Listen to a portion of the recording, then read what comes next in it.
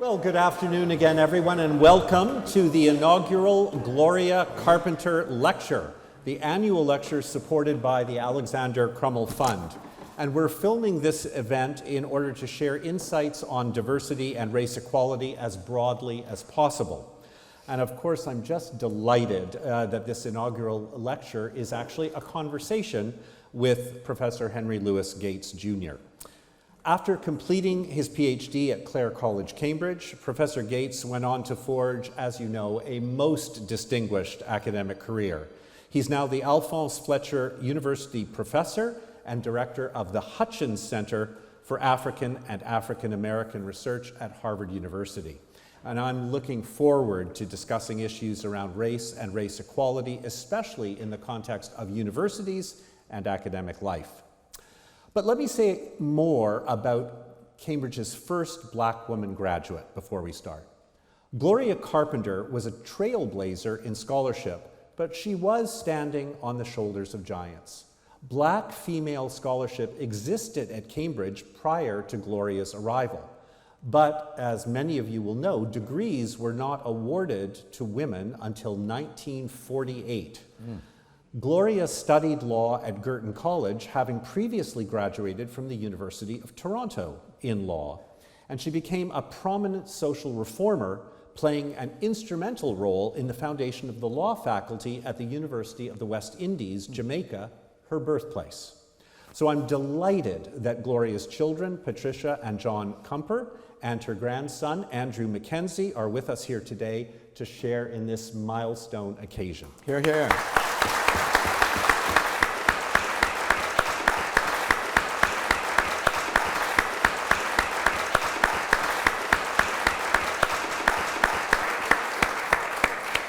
And I must say that we're really fortunate that Patricia, who followed in her mother's footsteps in Girton College in 1973, has dedicated part of her life to telling her mother's story.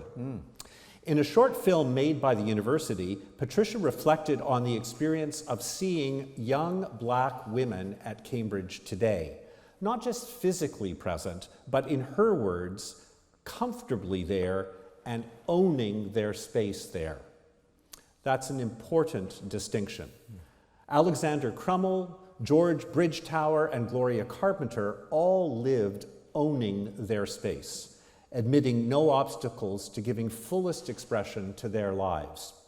They're an inspiration, I think, for all of us, and particularly for the strides that they made and the influence they had during often tumultuous times and unsympathetic times.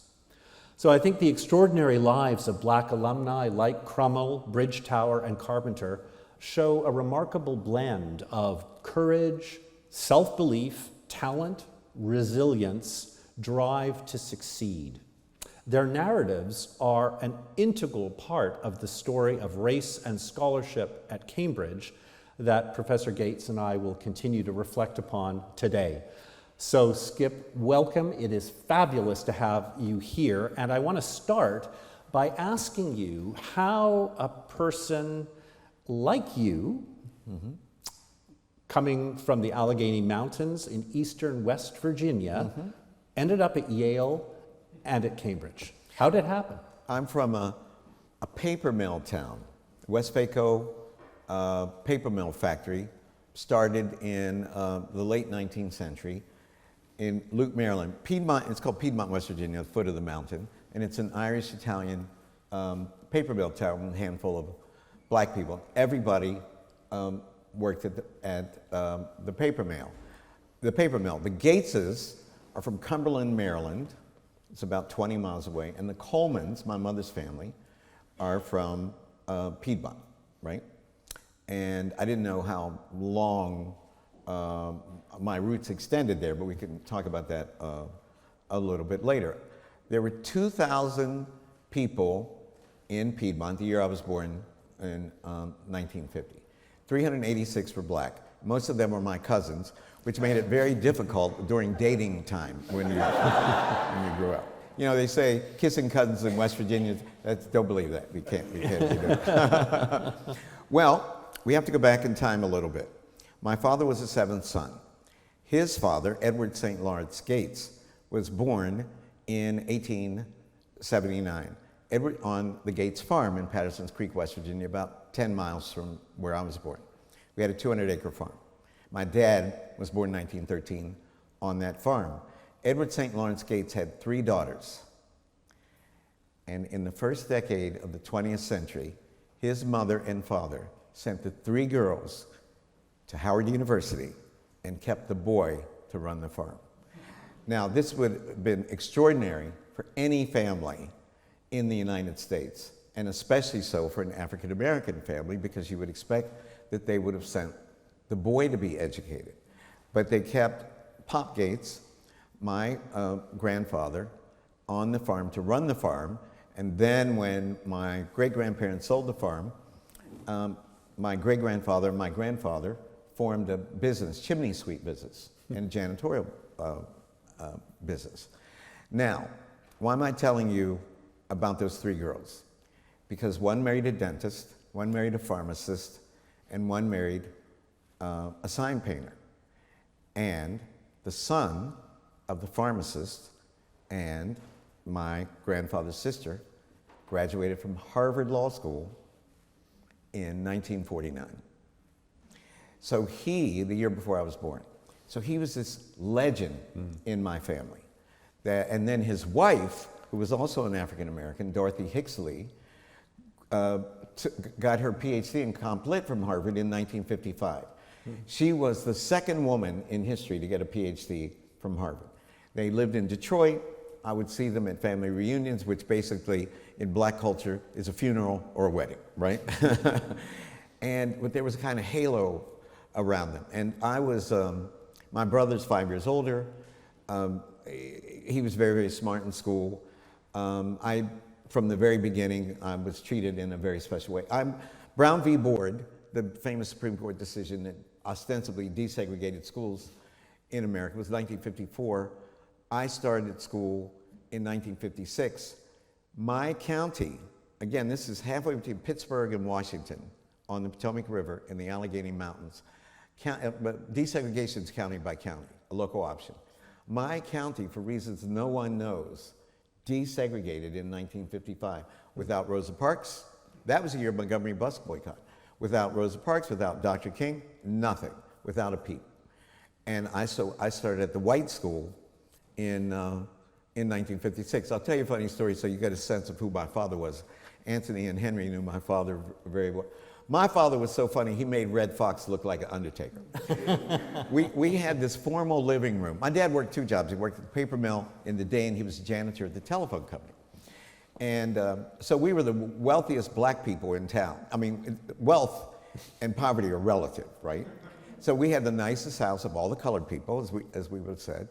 And we had a formal living room where all the furniture was covered with plastic. Now, I don't know who my mother thought was, if Queen Elizabeth was going to stop by, you know, get lost on the way from Washington. And nobody ever sat on the sofa in that living room but me. The day before, I'm heading off to the white school. And my daddy, who called me boy to the day he died, he lived to be 97 and a half. He said, boy, I want to see you. So I went in there. I was petrified. He said, sit down. So I sat down on the plastic-covered sofa. And he said, you're going over to the white school tomorrow? And I said, yes, Daddy. And he said, well, there's something important you need to know. And I said, what's that? He said, well, there are 2 kinds of white people. Now, this was a village, right? And I'd seen white kids every day. But I didn't know white people came in kinds. And I said, well, how do you know the difference? He said, well, they're the 2 kinds. They're the Italians and the Arsh, for the Irish. That's how people talk in those hills. And I said, well, how do I tell the difference between the Italians and the Arsh? And he said, that's why I called you in this room. He said, the Irish have names that begin with O. The Italians have names that end with O. And that is absolutely true. So, Mr. Vice Chancellor, you want to know the secret to my success? That little rule. So I did very well. I was the smartest kid in the class. But before I started school, they gave all the kids this test that had a series of tests that had 500 questions. Wow. And all I remember is that these white people showed up and asked my parents if they could talk to them, just out of the blue. And I heard all this murmuring in the formal living room. And then when they left, my parents came, and my mom called me Skippy. And she said, Skippy, you're a very special person. And you did very well in that test, and you're going to be a rich doctor one day. And so I was treated like a little prince. And in the schools, because teachers reward the smart kids, right, if you know the answers. So smart people went to Harvard and Yale and Oxford and Cambridge. So from the very beginning, I wanted to go to Harvard and Yale, and I wanted to go to Oxford and Cambridge. And my brother had just started dental school. He got 2 degrees in zoology at West Virginia University, because he was 5 years older and 6 grades ahead because he'd been skipped a grade. So for him to go to dental school at West Virginia University was a huge thing in 1962. And that's where his aspiration lay. I start school, I graduated from high school in '68. What's happening? Affirmative action. In the wake of Martin Luther King's assassination, which is April 4th, 1968. And I went to a junior college 5 miles away from my freshman year, because I'd gone to this sort of the Eton, I guess, or NC, you went to Bryanston, right? The Bryanston of America was Phillips Exeter Academy. And I went to Exeter for 6 weeks, and I was homesick, and I dropped out. So senior year, I applied to go back to Exeter for a PG year, postgraduate year, and then I was going to go to Harvard Yale. And they turned me down. I couldn't believe it. So I had to go to the junior college 5 miles away. And I got straight A's, and I'm taking all the pre-med courses. And then I applied to transfer to Yale, but I told them I would start as a freshman. I'd start over. And my brother and I have always tested well on standardized tests. If you grow up in the hills, nobody tells you black people don't test well on standardized exams. I only found that out later.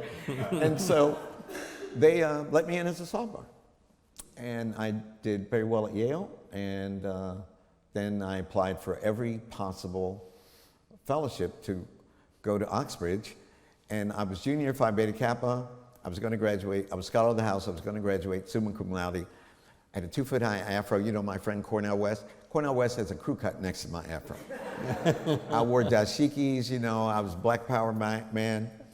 And I knew that I was going to get a Rhodes Scholar, because I really, a Rhodes Scholarship. I wanted to be a Rhodes Scholar.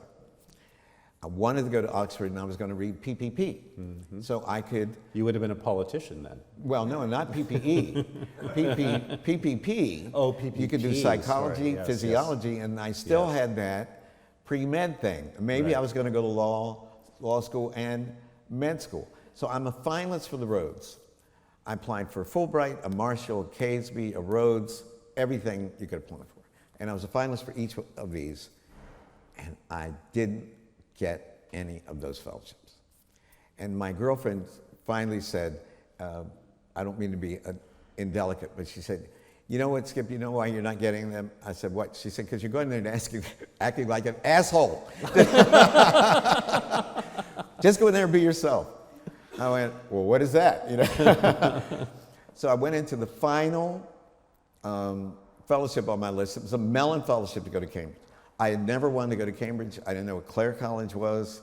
I didn't know anything about Cambridge, but this was it. This is all that stood between me and oblivion, because I hadn't applied to any graduate program or anything. And this kid did me a favor. The guy who was interviewed before me came out. The Mellons are chosen by 3 of the masters, no longer called masters, head of college or whatever it's called. And this guy came out, and he was so chuffed. You know, he said, that was the best interview I ever did. I'm going to go and study English. And he said, read English. And I was thinking, how do you read English, you know? And he said, I'm going to read English, and I'm going to stay with George Steiner and John Holloway and Raymond Williams. And I hadn't heard of any of these people. And I thought, man, this is like number 7. So I went in there, and I sat down, and they said, Mrs. Lussman. Now, at Yale at that time, we didn't call professors professor or doctor. I don't know if you know this, but Yale had a policy that all professors were Mr., and the couple women would be Mrs., because they didn't want to embarrass anyone who hadn't completed their PhD. Isn't that sweet? You know. So Mrs. Lusbet was there, and she was the first woman master. That's an oxymoron, I know, but her husband, Benjamin Lusbet, sort of dropped dead. He was the master, so she became the master. So she was the first female master of Davenport College. And you know when you're being interviewed, well, it's like the law, right? You try to be sympathetic. You make eye contact with the juror. You try to get that thing going. And she liked me, I could tell. And so she said, why do you want to go to the University? I said, no, what do you want to study at the University of Cambridge? I said, I honestly have no idea. And they gasped, you know, and they went, you know, like, why are you here? They said, well, why do you want this? And I left out the fact that Yale had a program called 5-year BA. It was a gap year between one sophomore and junior year. And I applied for that, and I was selected. And 12 people are chosen to go to what we used to call the third world, the developing world. And I always wanted to go to Africa from the time I was 10. I was 10 in 1960. The year 17 African nations became independent, and I memorized all of the names of the president. Ghana 3 years before when I was 7, Kwame Nkrumah, Patrice Lumumba in the Congo, Jomo Kenyatta, all of those. It was like music to me. And nobody understood why. We used to, at my mother's family reunion, we used to give a prize called the I Ain't Left Nothing in Africa Award, and my father got that every year. He like could not understand why I cared about these Africans. He said, we left all that behind. And so I was just enamored of Africa, and I read this short story in Reader's Digest about this kid that had walked across the equator and ended up with these missionaries that saved him, and he was in Washington State. So the idea of walking across the equator was on my mind from the time I was 10 years old. So I had spent this year, between my sophomore and junior year, working in a mission hospital, pre-med, at an Anglican mission hospital in the center of Tanzania. Then I met this white guy who had just graduated from Harvard, Lawrence Biddle Weeks, at the dock sailing a dhow, D-H-O-W, an Arab fishing boat, you know, with a crew. I mean, we paid $1 to sail from Dar es Salaam to Zanzibar. And under this, it was the most beautiful night that I ever have experienced. The whole, there's no pollution. So you could just see the Milky Way, you could see the Southern Cross. I mean, you could see things that you couldn't even believe that you could see. And I told him that my fantasy had been to cross the equator. And he told me his fantasy was, like Cecil Rhodes, go from Cape to Cairo. And we flipped a coin, a shilling piece, halfway to Zanzibar, and I won. And right after Christmas of 1970, we started in Dar, we went to Mombasa, we went to Nairobi, we got to Kampala the day after Idi Amin's coup. We went to Kigali, the capital of Rwanda, then we went to Goma on Lake Kivu, then we went to Kisangani, all by land, and then the last 6 days sailed in a big riverboat down the Congo River to Kinshasa. I had crossed the equator by the time. I visited, in the end, 9 African countries by the time I was 21 years old. And I then flew to Nigeria, and then flew from Lagos to my friend Kwame's home in Accra. And I made a pilgrimage to W.E.B. Du Bois's grave. And he was buried outside the castle, which is the office of the president. Now he's in a mausoleum. And in my office at Harvard is a photograph I took with a Nickermac camera when I was 20 years old of Du Bois's grave. And then I went back. So I'm telling them all this. Because he's telling this story to the people who are listening around the scholarship opportunity. That's right. And I said, because I had the opportunity to see myself as a Black American from Africa and through Africa eyes, now I wanted the opportunity to live in England and to see myself as an African American through English eyes. And that is why I got the fellowship.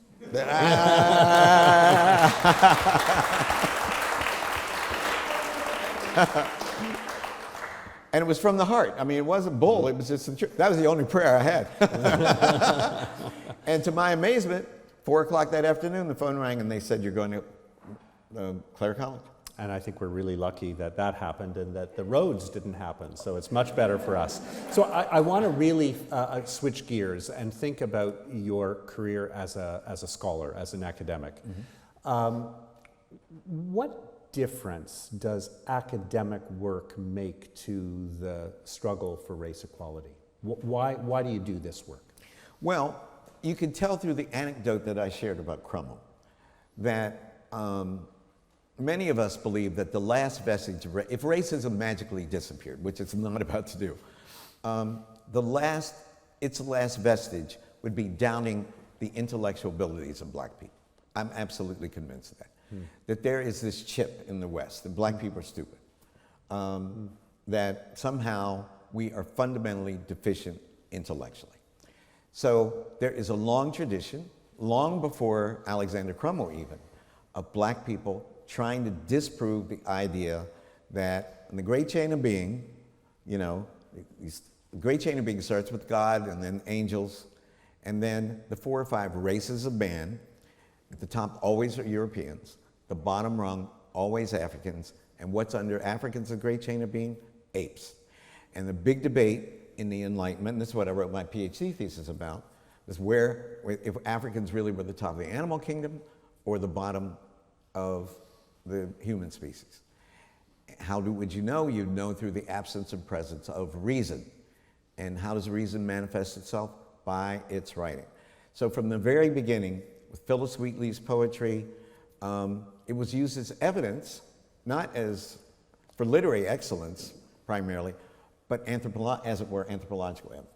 What does it say about these strange beings who are black and live south of the equator? And I say that to say that we are always sort of fighting to disprove the accusation that we are somehow inferior. Du Bois and his achievements were used that way.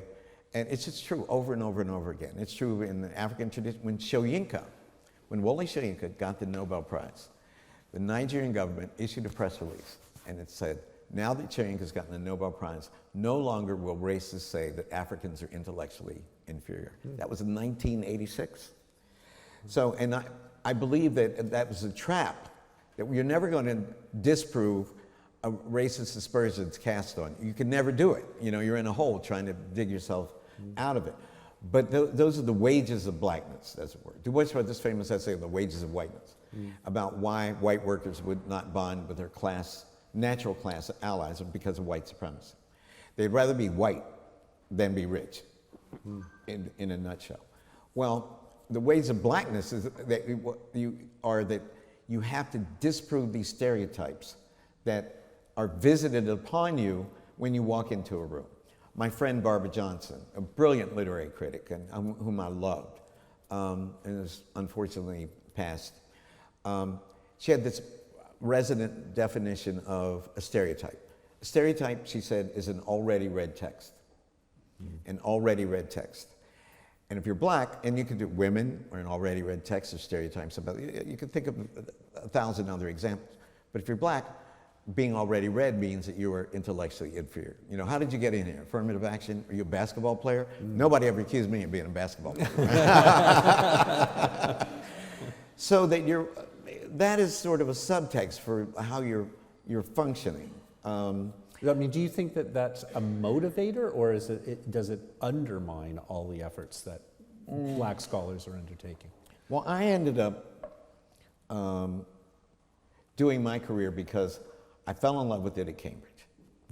And as I've written before, it's Anthony Appiah and Wole Soyinka's fault, because they took me to this Indian restaurant one night, got me drunk. My mouth was on fire with these hot peppers that Soyinka likes.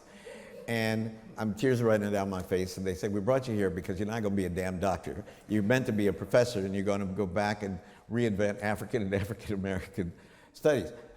And I was so struck, and Anthony actually said, anybody can be a doctor, because he did, because he had started out in the medical tripos, and then changed to philosophy in his second year. So I had this example in front of me of this guy, and he was going to be a professor, and I was falling in love with African literature and mythology, and the Yoruba particularly, and I realized all along they had named something that all along I really wanted to be, and a professor. But it never occurred to me to go to get a PhD in something. And here I am at Cambridge. So, tears ran down my face, you know, when somebody names you like that. Then I thought, well, I have to try to get it together. So I took the prelim in English and then petitioned to get in the PhD program, and they let me in, and, you know, the rest is history. So my prime motivation was not to save the race. It was to make myself happy. But I was really, which I tell my students should be the only reason that you pick a profession. You have to pick a profession that when you're 40 years old and you're about to get divorced, your kids hate you, they're covered with acne, what is going to make you get out of bed? That is, you can't be a doctor for your mother. You can't, and eventually I did tell my mother before she died that I wasn't going to med school.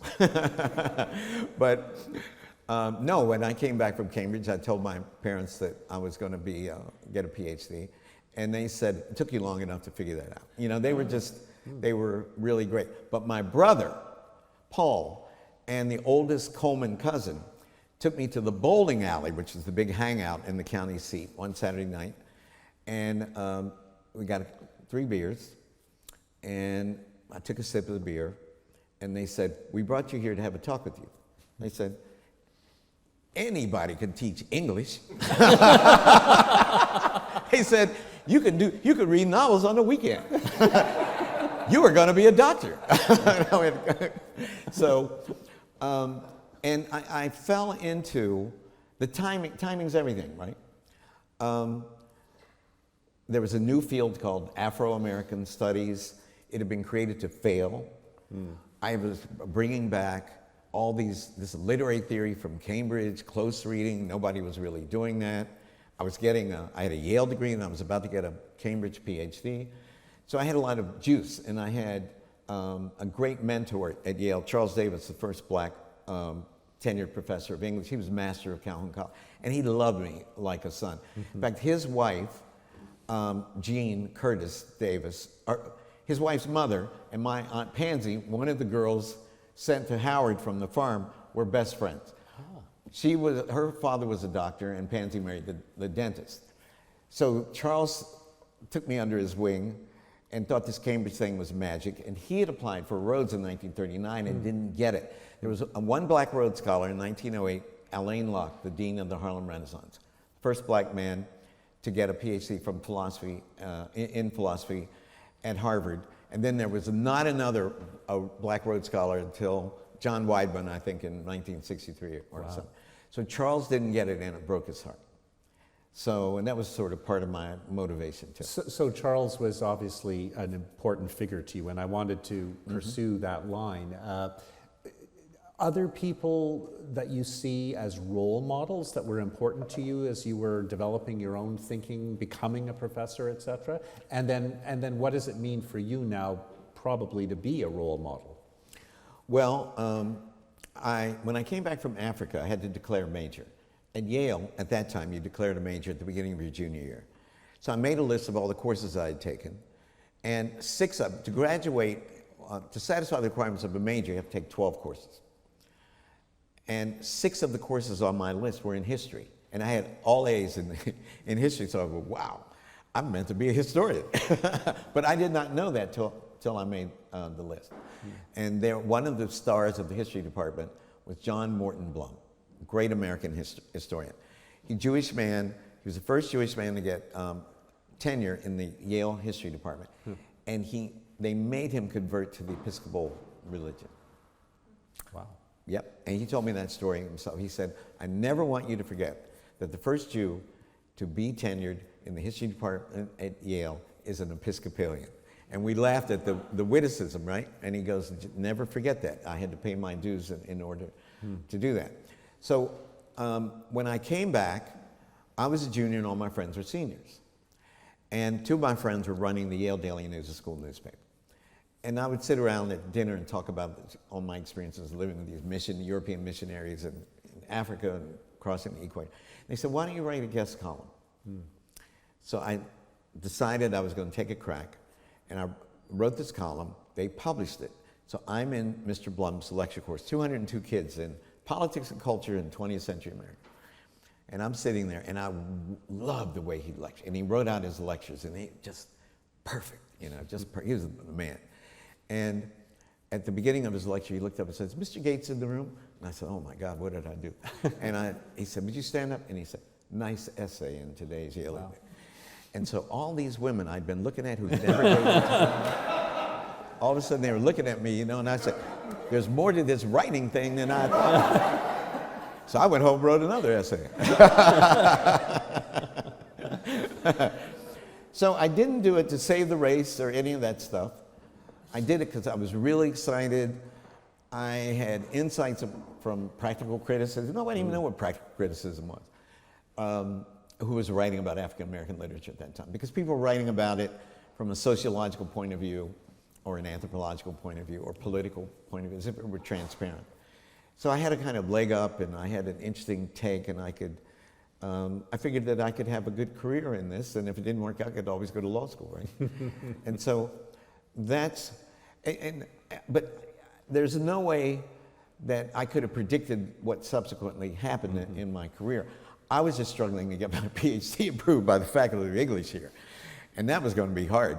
And but then I got it. I miraculously finished, and Yale hired me, and my career just took off by incremental. And one of the things that's happened in your career is that you become a very public figure. I mean, people know your name, which is not that common for professors. Well, Stephen, when you get arrested and end up at the White House, having a beer with the policeman, everybody gets to know your name.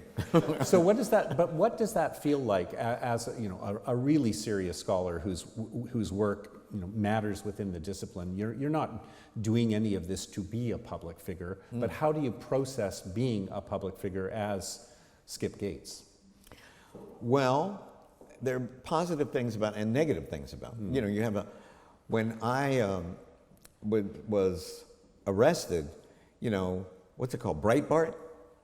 Yeah. Every day there was one day my now wife, a Cuban historian, she came downstairs, I looked at her, and she's a really tough person.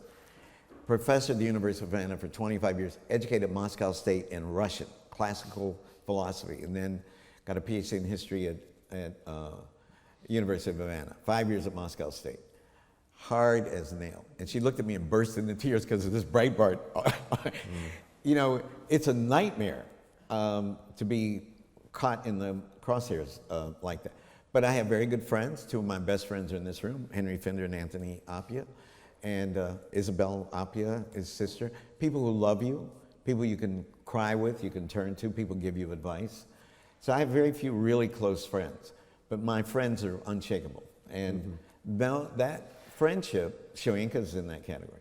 Those friendships sustain me. You can sort of hunker down and wait till the bad things pass. And also, this is happening while I'm a professor at Harvard, so it's not like I'm vulnerable. I'm not going to get fired or something. So the Bible says, "Be careful what you wish for." Right? Everybody, you want to be famous, but you don't want to be infamous. Right. And you don't want to be famous in that way. When I was arrested, I was on the front page of every newspaper in the world. Even grandma in Tibet. And I mean, really, I was on the front page of every newspaper in the world. This is not how I wanted to be on the front page of every newspaper in the world. So that's the downside. The good side is that you can use your position as a bully pulpit.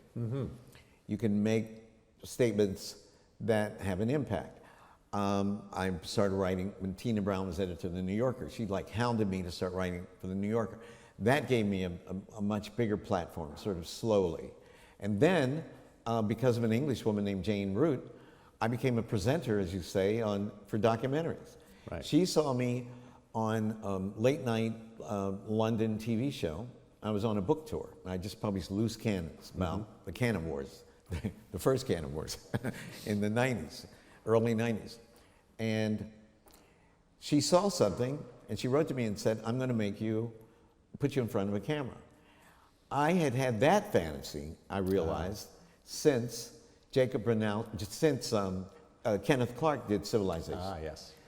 And I watched all of Civilization, and part of me, and I was 19 years old, said, man, wouldn't that be cool? Then I watched Jacob Bronowski 2 years later do The Ascent of Man. Yeah. And then John Kenneth Galbraith did The Age of Uncertainty. So I was really into watching these documentaries, but it was just for pleasure. But I used to think, boy, it would be cool if I could do something like that. And she said, I'm going to make that possible. I'm going to raise money. And BBC has a series called The Great Rail Journeys. And they came over and said, we're going to put you in the Great Rail Journey as an experiment. And I said, I'll do it under two conditions. One, that they wanted me to go to Japan or South America. And I go, no. Because you ride, I don't know if you all know, you're on trains for 3 weeks with a film crew. I said, no, I want to go to Africa. And I want to start at Victoria Falls, Great Zimbabwe. And I want to go to Dar on the Tazara. And then I want to take the domestic railway back to Dodoma and then go 4 hours in a Land Rover back to the village where I worked in that gap year, 25 years later. And I want to do it with my two mixed race daughters, Anthony and Henry's godchildren, who were 12 and 14. So the way the thing worked, and they go, you must be crazy to take these adolescents. And I said, that's it. You know, it's the only way I'm going to do it. So we did it.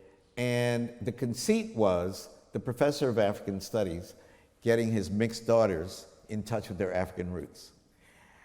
And every time I tried to do that, I was standing in front of a statue of Livingston, and I'm telling you about Livingston, and the camera pans on them rolling their eyes like, oh my God. So it was, the conceit was, this is your African heritage, these are your people, this is your roots. And them, every night they were interviewed by the film crew, they would say, I don't know why my daddy dragged us here with all these people, we're so strange. My roots are in Lexington, Massachusetts. I want a Big Mac. And The Guardian reviewed it. It said, National Lampoon goes to Africa. And it was really successful, and a career was, I mean, really, it just was. Jane Root at Wall to Wall Production gave me a second or third career. Tina Brown gave me a second career as a journalist.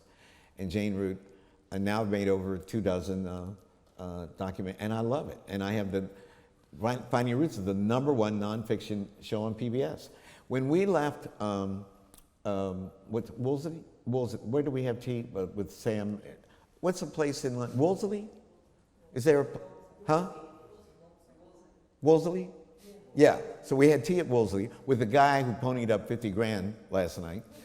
And when we came out, as we were leaving, one couple from America stopped, and then a white guy on the staff came out, and then a black man who was a black Briton stopped all in front of this guy. I think that's why we got the money. He didn't know that I paid all these people and orchestrated them. But each one said, I really love your documentaries.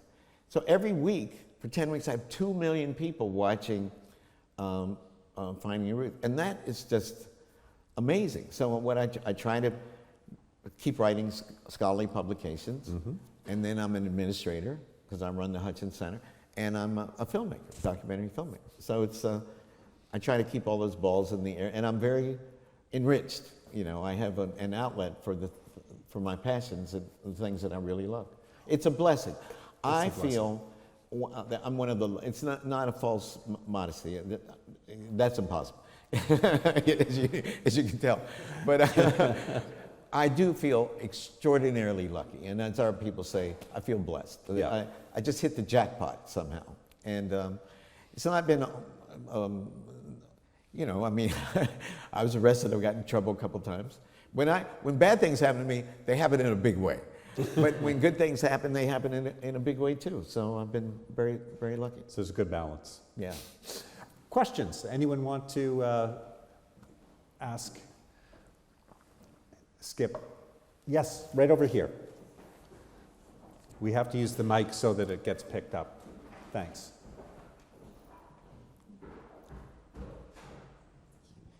Thank you very much. I'm Priscilla. Mr. Gates, it's a real pleasure. Thank you for being here with us and on the duty weekend as well. So thank you for that. What a privilege. Thank you. I had a very specific question, something that you said. You said that when you had gone back to the US after you'd left Cambridge, you had gone into this new field, which was African American studies, and it had been set up to fail.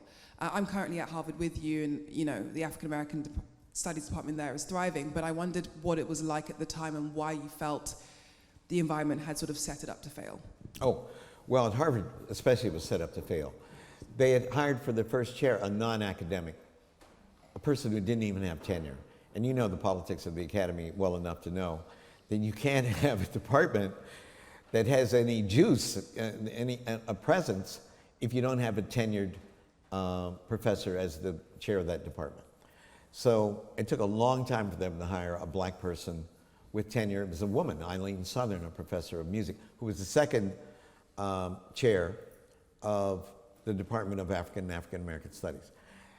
They thought it would implode, and basically it did in one way or another. Nathan Huggins, who was a great historian, took over in 1981, and he was a great professor, but he could never recruit anybody to join him. He had one other tenured faculty member who was a German scholar, an expert on theories of ethnicity named Werner Zollers, and who was great, but that was it. And then he hired Glenn Lowry, an economist, who then quit the department and went to the Kennedy School. So then Nathan died. He got pancreatic cancer. So they had one professor, and I was chair of their visiting committee. And Barbara Johnson asked me to come and give a talk, and it turned out it was a job talk. I thought it was going to be a little seminar, and I walk in this auditorium like this, it was packed. I almost had a heart attack. And they gave me the job, which was ideal for me because I had a fantasy about being able to start all over in this field. And for that to work, I needed a clean slate. And unfortunately, because he got cancer, I had that opportunity, right? I mean, there was this one professor. I had 12 professors I could hire. I had 6 full FTEs, which means if they were joint appointments, that would be 12. And the first person I hired was Kwame Anthony Appiah. With Anthony, you could go anywhere. If I had Anthony, we were going to be great. And then we hired Evelyn Brooks Higginbotham and her husband, Judge Leon Higginbotham, who was a federal judge, and then Cornell West, and then William Julius Wilson. Then we were the dream team. We became a news item, right? And then we built. So today, I was chair for 15 years, and today, which is much too long, they began to call me Mobutu behind my back. So they finally tricked me into retiring by saying they would paint my portrait if I stepped down, and that appealed to my vanity. So, but today, now they've had Evelyn and Larry Bobo and Tommy Shelby, 3 other chairs since then. I've been there 31 years. The department has 41 professors. Wow. Anthony designed the undergraduate program and the PhD program before he decamped to Princeton. We give PhDs in African Studies, African American Studies, and we have the largest African language program in the world, larger than SOAS. And I'm very, very proud of that. So that is cool. And because it was Harvard, then Yale, Princeton, NYU, recently Stanford just this year, they all now have become departments, not programs. They have PhD programs. It's great. That means the field is here to stay. And that's what I wanted to see happen. In the end, if there are 10 really good departments in your field, particularly in African American Studies, that are well endowed, they have to be at the historically white, what I call the historically white university, because they have to have money, resources to attract people, provide the infrastructure, and that we have seen a revolution in the regard for and presence of African and African American Studies in the American Academy. And what Anthony and I started at Harvard, I think it's fair to say, was the beginning of that. Right? If Harvard did it, then everybody else was going to do it. And I was lucky because the person in your position, Neil Rudenstein, had this crazy idea that African American Studies should be at the center of a liberal education. And so he provided all the resources. I'd come in, Or he would call me sometimes and say, give me an idea, something I could fund. And I'd say, okay. So it was good. What do you think's next for African American studies intellectually? I mean, what are the streams that people are going to be pursuing over the next few years? Well, intersectionality from Kim Crenshaw, that's the catchword of the day. And I think ethnic studies more broadly construed. Harvard's wrestling with what is ethnic studies? Well, you can't just put the study of all the world's people of culture in one department. That's racist, right? I mean, it's stupid. So I think what we're going to do is change American studies into comparative American studies. So all the hyphenated Hispanic American, Latin American, Latino American, Asian American, Native American, white American will all be in an American Studies department. That's what the latest report is sort of called for. But you know what? We're all shell-shocked by the rise of white supremacy. The rise of white supremacy in reaction to the election of the first black president has shocked everybody. And nobody, I don't think, only true Afro-pessimists, and I can't believe that they actually could predict the rise of the public expression of white supremacy in the United States in the way that it has unfolded since Barack became president, and then God, under Donald Trump. And it's scary. Over 70 million Americans voted for Donald Trump the second time. That is scary. And a conservative Supreme Court. How did Reconstruction end? Reconstruction ended because a conservative, among other reasons, and the positive things about Reconstruction are the ratification of the 13th, 14th, and 15th Amendment. The 13th Amendment, December 6, 1865, abolishes slavery. It wasn't the Emancipation Proclamation, it's the 13th Amendment. The 14th Amendment, ratified in 1868, established birthright citizenship and equal protection clause under the law, and it gave black men the right to vote in the former Confederacy. The 15th, and why is that important? 90% of all black people lived in the former Confederacy. The 15th Amendment, ratified in 1870, gave all black men the right to vote. So isn't that anomalous? Didn't they get the right to vote through this, well, it wasn't really the 14th Amendment, it was the Reconstruction Act passed in the same year as the year before the ratification of the 14th Amendment. So if black men got the right to vote in the South in 1867 from the Reconstruction Amendment, why do you need the 15th Amendment? Because, as quiet as it is kept, black men, even free black men in like Boston Crummell, Alexander Crummell's father, and Alexander Crummell, and Frederick Douglass, could not vote in the state of New York unless they could satisfy a $250 property requirement until the ratification in 1870 of the 15th Amendment. Free black men in the North could only vote in 5 of the 6 New England states and in the state of New York if you could satisfy that $250 property requirement. That's amazing. So what happened in the summer of 1867? All of these black men, mostly illiterate, right, because they were former slaves, registered to vote. 80% of all eligible black men registered to vote. And in 1868, they actually voted. 500,000 cast their ballots for Ulysses S. Grant for president. Grant only won the popular vote by just over 300,000. So, black men had elected a president of the United States. This scared the bejesus, obviously, out of the former Confederates, but also out of liberal white people in the North, that black people had too much power. So Reconstruction was doomed. And by fits and starts, they removed the federal troops, protecting black men's right to vote. And then terrorism. There were 8 major massacres of black people between 1866 and 1876. A conservative Supreme Court, in the slaughterhouse cases in 1876, and the civil rights cases in 1883, threw out every challenge, every use of the 14th Amendment to challenge racial discrimination. They said it didn't apply to individual treatment.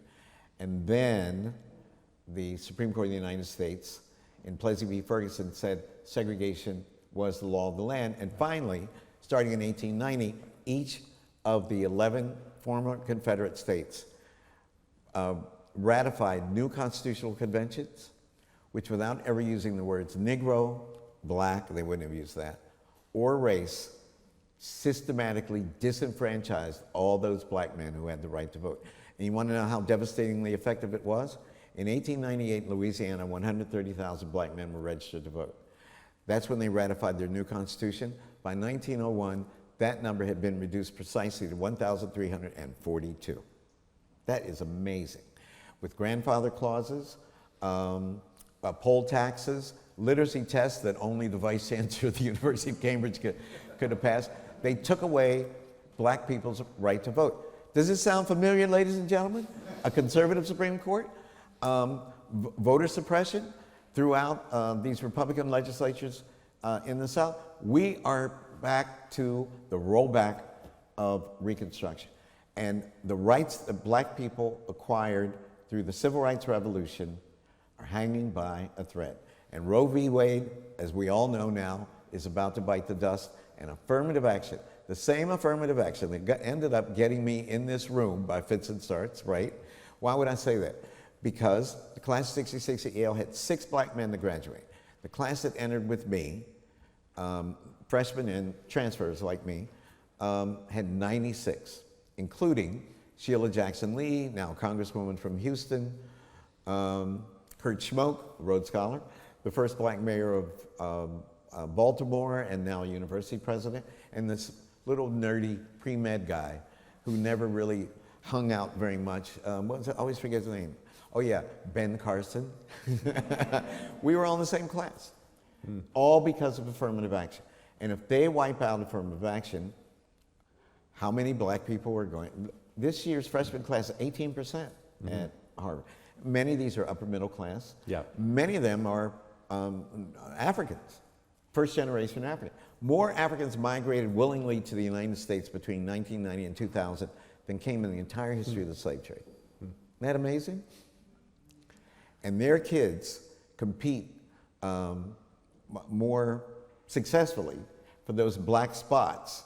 They're not officially black spots, but they kind of are, than the children of African Americans who've been in this country for 200 years. That is remarkable, but it's the truth. So many of my students are, I look at their names, I go, you're Yoruba, you're Igbo, you're a Ghanaian, as they say in Nigeria. So that's a funny kind of racial dynamic going on too. But right now, to answer your question in this long-winded way, we are all scared to death, trying to hold on. We don't know. If Trump's people come back in the next election, it's going to be really, really bad news. And it looks like the people he supported have done very well in the previous election, and we'll know more in November. So I'm scared. Unfortunately, we've got to end on that note, which is a chastening one, after hearing, I think, a remarkable story of opportunity presented and seized. I guess we have now a challenge which says, what's the opportunity that's in front of us and how do we seize it? Because that was a call to action, it seems to me, Skip, if I may end that way. I just think we're so privileged to have Skip with us today. We're really looking forward to Skip and Anthony and Wole and everyone else who's getting an honorary degree on Wednesday. You seized that moment of harrowing challenge after George Floyd's death, and you turned it into something really positive for the University of Cambridge. So I personally want to say thank you, because I think it might just not have happened without that impetus, the drive, and the obvious commitment that Skip brings to all of these issues. And I know that it's going to have effect long after you're gone, I'm gone, and everyone here is gone.